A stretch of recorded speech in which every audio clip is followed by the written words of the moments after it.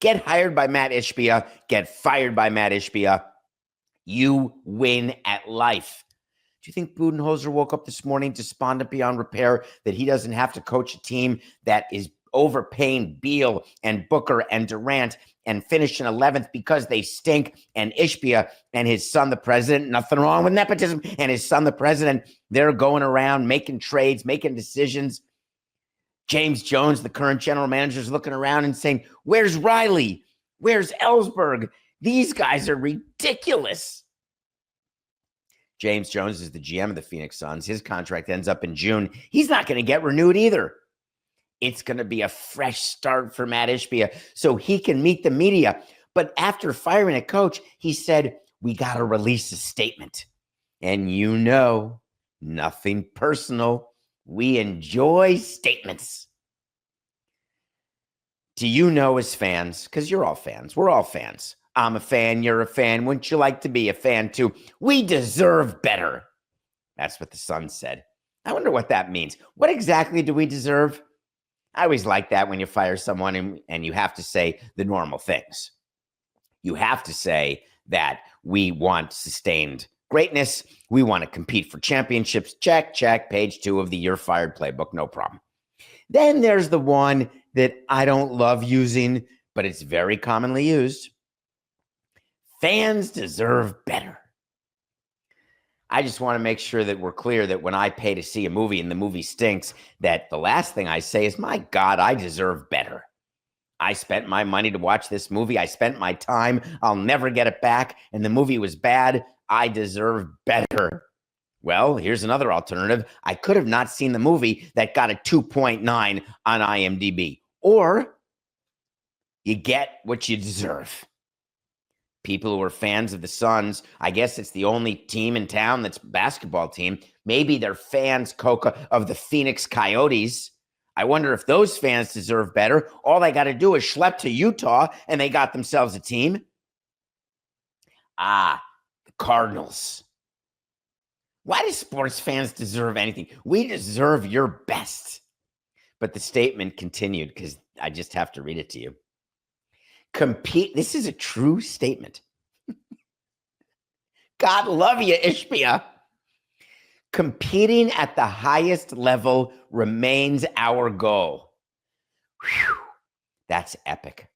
I mean, you want to talk about putting a sentence together with nouns and verbs and adverbs, and you want to talk about explaining to people what your raison d'être is. What is your reason to be? What do you do for a living? What's the goal of your organization, of your business?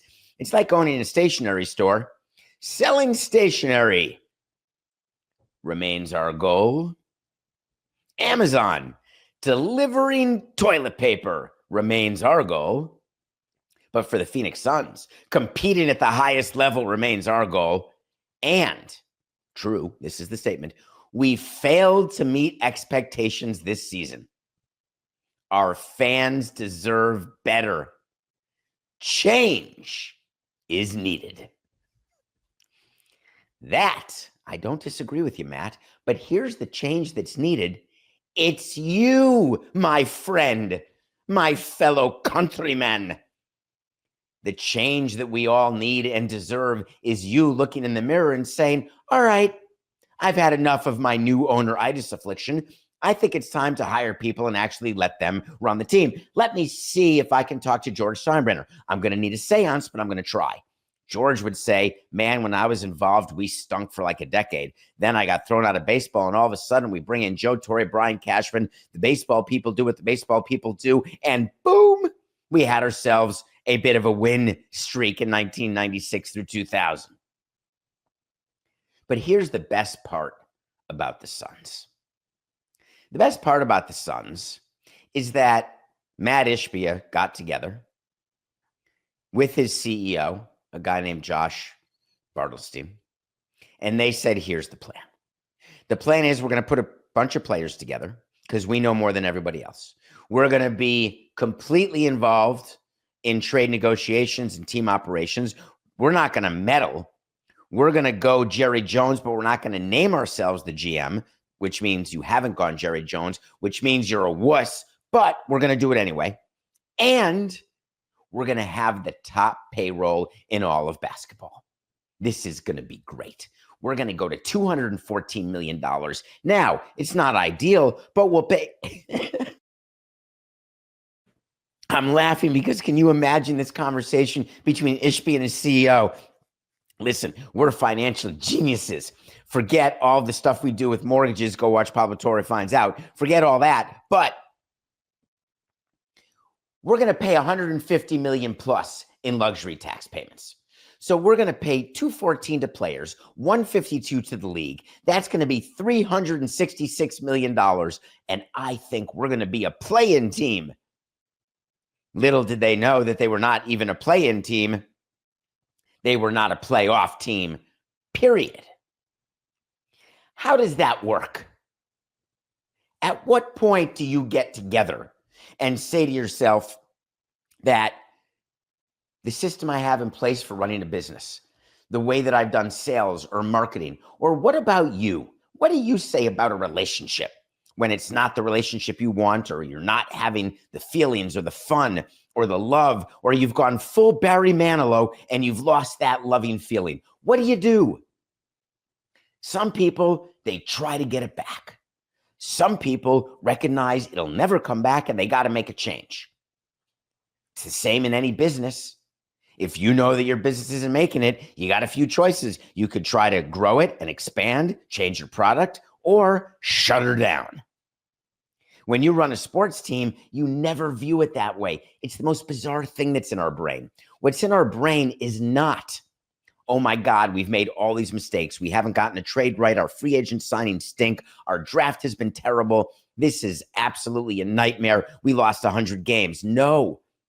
What our thought process is, the next signing we make, we're going to find the next Vladimir Guerrero. The next trade we make, we're going to trade for a player no one's heard of. He's going to be Dontrell Willis. The next free agent signing we make is going to bring us a World Series the way Pudge did.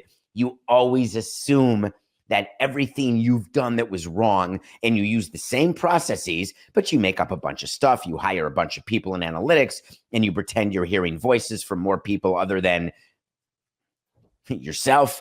And you make decisions, and then you get the same results. Can you imagine when Kevin Durant and Devin Booker and Bradley Beal got the news?